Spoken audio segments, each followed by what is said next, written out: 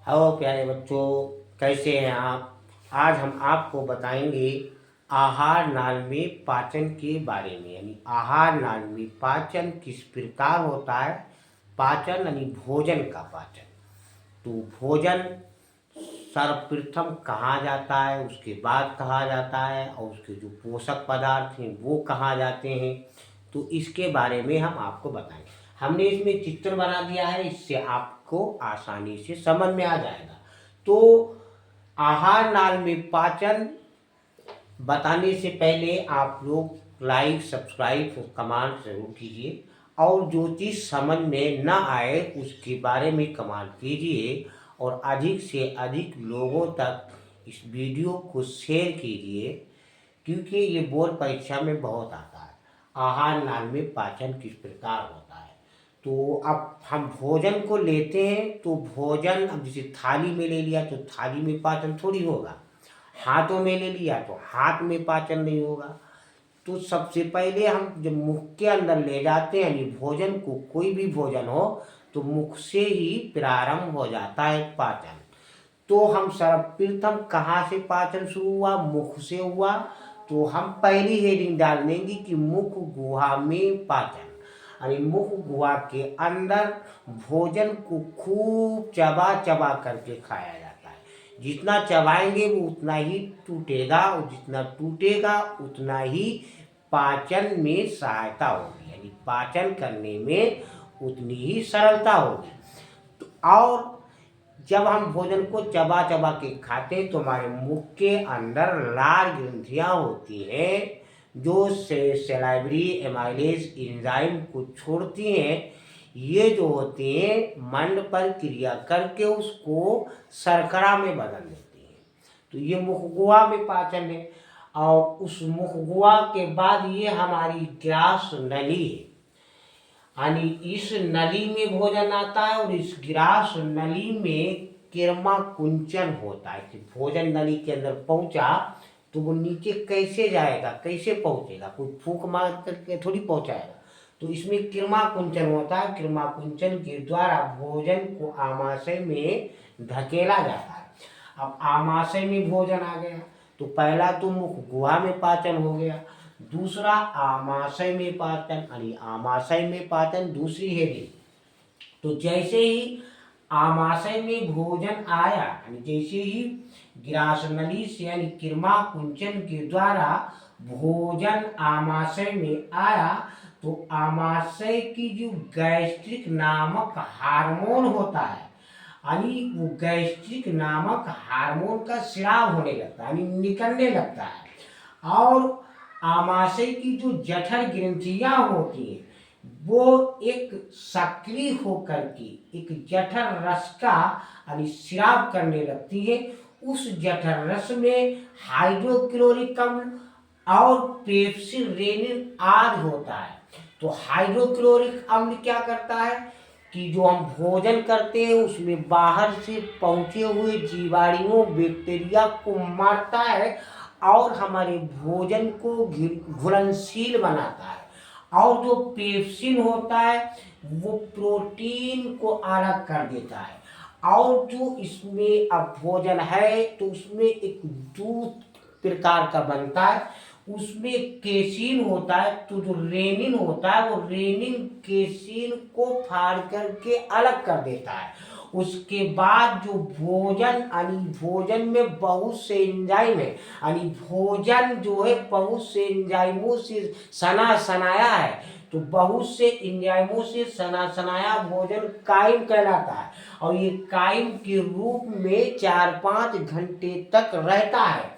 और उसके बाद अब ये जाता है गिरहरी में, यानी जो हमारी आंत होती है, छोटी आंत, उसमें एक भाग होता है गिरहरी, जिसको हम ड्यूडिनियम बोलते हैं। अब गिरहरी में अब पूरा तो पाचन नहीं हुआ भोजन का, अब अधपचा जो भोजन है वो गिरहरी में पहुंचा। तो गिरहरी में जैसे ही भोजन पहुंचा तो अब यहाँ आमाशय से हमारा यकृत है, यकृत से लगा हुआ पित्ताशय है। तो पित्ताशय क्या करता है, पित्त रस संग्रहित करता है, और यकृत पित्त रस को बनाता है यानी निर्माण करता है। और पित्त रस जैसे ही वो अधपचा भोजन हमारी छोटी आंत यानी ग्रेरी ड्यूडेनियम में पहुंचा तो वहां सर्वप्रथम पित्त रस मिल जाता है, क्योंकि भोजन जो है वो अम्लीय प्रकार का है, अम्ल यानी स्वाद में खट्टे होते हैं, तो वो खट्टा है तो उसको क्षारी बनाने के लिए पित्त रस उसमें सबसे पहले मिलता है ताकि वो उदासीन हो जाए। और पित्त रस क्षारी होता है यानी कड़वा होता है, तो पित्त रस जैसे ही उसमें मिलता है तो वो उदासीन हो जाता है। उसके बाद जो हमारा अग्नाशय होता है, अग्नाशय जो है ये भी एक पाचक एंजाइमों को छोड़ता है। पहले पित्त रस मिलता है, उसके बाद अग्नाशिक रस मिलता है, पेंक्रियास जूस मिलता है। और इस अग्नाशय में इसमें ट्रिप्सिन होता है। ट्रिप्सिन क्या करता है, ट्रिप्सिन जो शेष अधपचा यानी प्रोटीन होता है, उस प्रोटीन यानी पेप्टोज प्रक्रिया करके उसको एमिनो अम्ल में बदल देता है। और एक होता है एमाइलोप्सिन। एमाइलोप्सिन क्या करता है, एमाइलोप्सिन तो विभिन्न प्रकार की शर्कराएं होती है, उन शर्कराओं को यानी मंड में ग्लूकोज में बदल देता है।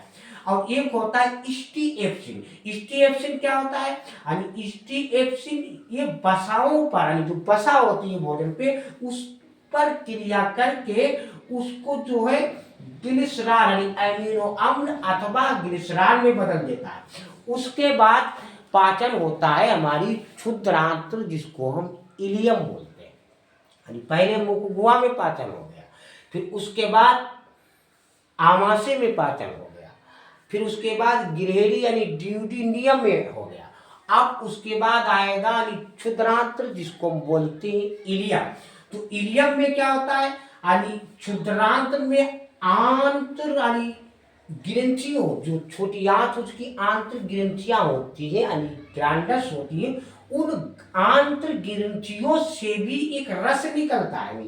वो रस क्या करता है, इसमें उसी रस में कई एंजाइम होते हैं और कई एंजाइम जैसे कि एरेप्सिन होता है। तो एरेप्सिन क्या करता है, शेष प्रोटीन तथा उसके यानी अवयवों को उसके भागों को एमिनो अम्ल और माल्टेस यानी इत्यादि विभिन्न शर्कराओं को ग्लूकोज में तथा जो लाइपेज होता है उसको यानी शेष वसाओं को ग्लिसरॉल तथा बसी अम्लों में बदल देता है।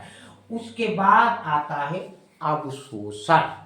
अवशोषण कहाँ होता है, तो अवशोषण यानी सभी जो जंतु होते हैं, हम लोग भी जंतुओं की श्रेणी में आते हैं, तो सभी जंतुओं में यानी अवशोषण का संपूर्ण कार्य प्रमुख यानी विसरण द्वारा होता है।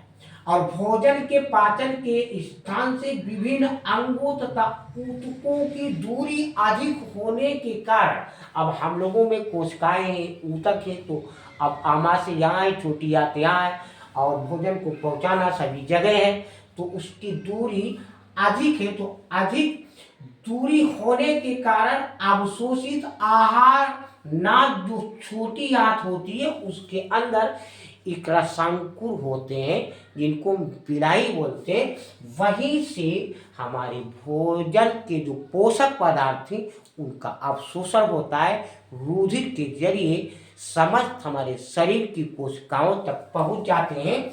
उसके बाद आता है स्वांगीकरण।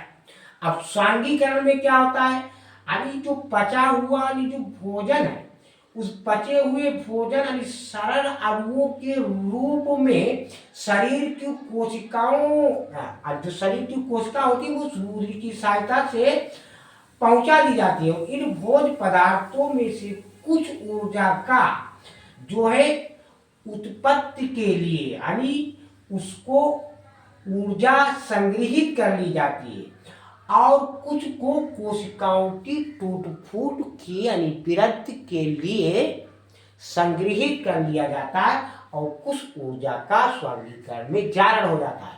उसके बाद आता है वैक्षेपण यानी जिसको हम मल त्याग बोलते हैं, यानी जो अब भोजन है तो भोजन में सभी यानी पूरे भोजन का तो अवशोषण नहीं होता है ना पाचन होता है, तो उसी को हम अवशिष्ट पदार्थ बोलते हैं। तो अवशिष्ट पदार्थ जो होते हैं वो बड़ी आंत के या मलाशय है, वो मलाशय में जो छिद्र होता है उसी छिद्र के द्वारा जो है उनका विसर्जन कर दिया जाता है, यानी मल त्याग कर दिया जाता है। उसी को हम वैक्षेपण बोलते हैं। बच्चों, एक आहार नाल का एक संक्षिप्त रूप हमने आपको बताया, और आप बोर्ड परीक्षा में लिख के आएंगे, नंबर आपको पूरे मिलेंगे। बच्चों, लाइक सब्सक्राइब कमेंट जरूर।